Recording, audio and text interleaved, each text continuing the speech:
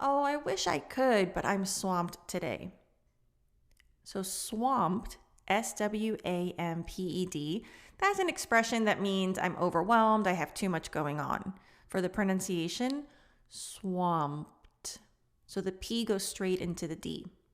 I wish I could, but I'm swamped today.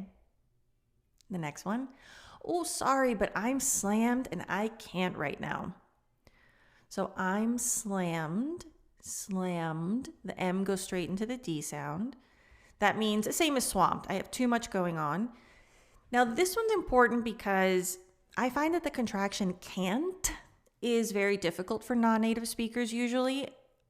So either over-enunciate the T. It doesn't sound like native speakers would, but I'd rather clarity in that case. Or shake your head left to right to make sure that the no is associated with the word. Or in this case, by pairing sorry, I'm slammed, these are already negative, with I can't right now, the context makes it clear. All right. The next one, oh, I'm not taking any new projects at the moment.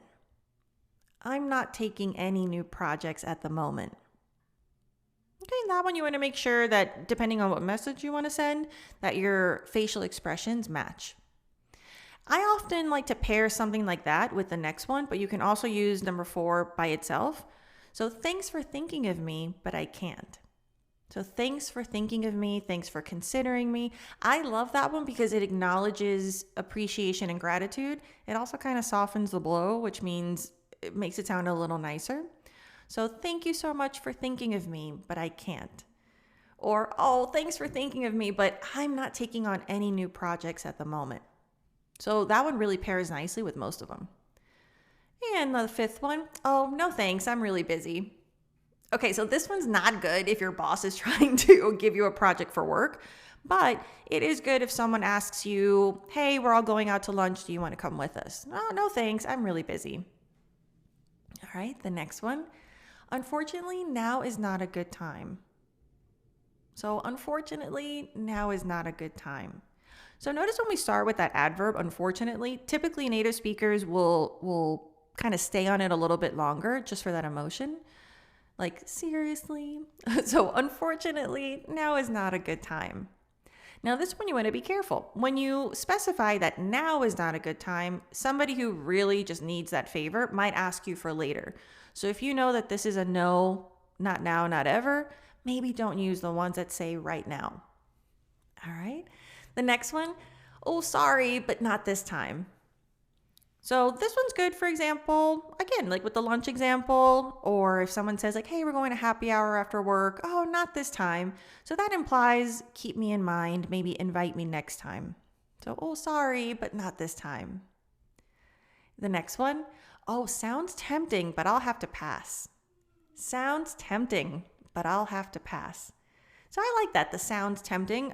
This one's obviously great with food, but it's also good if maybe they want to bring you on to a certain group or just want to kind of include you in something that you don't want to say. It might actually sound tempting. So maybe it's something you're interested in.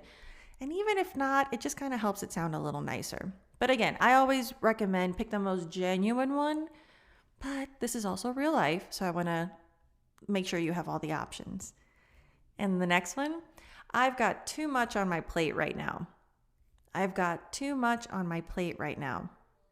So this is what I was talking about before. For example, if you work in a very diverse company where people from different cultures, you want to be mindful that they might not be familiar with certain idiomatic expressions. So if you're talking to native speakers or you're comfortable with their level of English, then you can use swamped, slammed, on my plate. If it's someone that you know maybe is not at that level, I'd recommend not using those expressions because they can be kind of confusing. Okay, but that being said, let's work on the intonation. So I've got too much on my plate right now. And the next one, I wish I could make it work, but now is not a good time. Oh, I wish I could make it work, but now is not a good time. So again, be careful when you do the now, right now ones. They might push you a little bit more like, okay, well, if not now, what about tomorrow? I don't want you to feel that because you said no right now, you have to say yes if they ask you for later. So just double down on your no, which means be firm and say, you know what?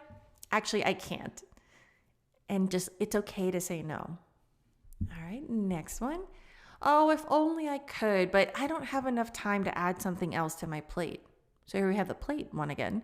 So, oh, if only I could, but I don't have enough time to add something else to my plate. Okay, and the next one I love because I feel like you can use it for anything. Oh, I'd love to, but I can't. It's kind of direct, which is probably why I like it. So make sure you infuse your personality and politeness, because if you tend to speak a little bit robotically at this point, this one's going to come across as more severe than you mean it to. Like, I'd love to, but I can't. Maybe not the impression that you want.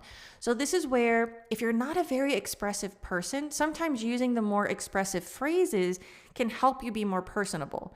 And if you choose the ones that are less, you want to be careful and really work on your intonation, because it makes a big difference in how you're perceived, which can make a difference as well because honestly, I'm just thinking, look, this is a tangent, but a side note, people who are personable are usually the ones that go up for promotions. It's not the people who work the best. This is, statistically speaking. So I want you, yes, hustle, do what you got to do, be 110% at work, but you have to work on your communication.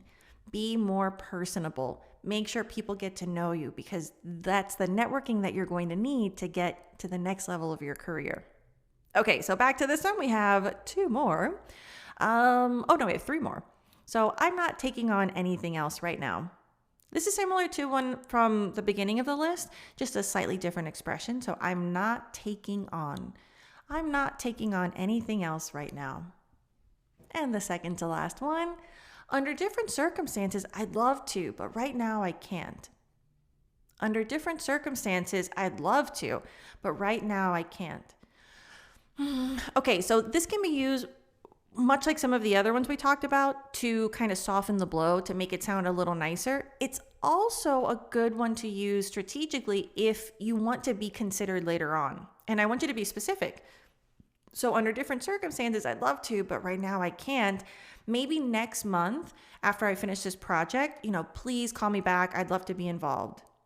So if you want to make it clear that you genuinely mean not right now, I always recommend, clarity. Clarity is key. Specify when it would be a good time. And if you're just doing it to be nice, specify nothing and walk away. And the last one, it sounds like a great opportunity, but I'll have to pass. So the first thing that comes to mind here is if your managers or bosses say, hey, we need you to do the work of two people because we're losing, employees, but we can't pay you more. Oh, you know what? That sounds like a great opportunity, but I'll have to pass. That's not going to go over well. But since this is a reality right now that companies are struggling with retention and they're losing employees, they're also taking advantage of the people who do stay behind, I find, and overload them with work, but they don't compensate them accordingly. So I want you to be able to be strong, know your value, do what you got to do, but don't overdo it. And if they do want to keep putting stuff on, you keep saying no, or you discuss compensation. Make sure you're getting paid what your work is worth.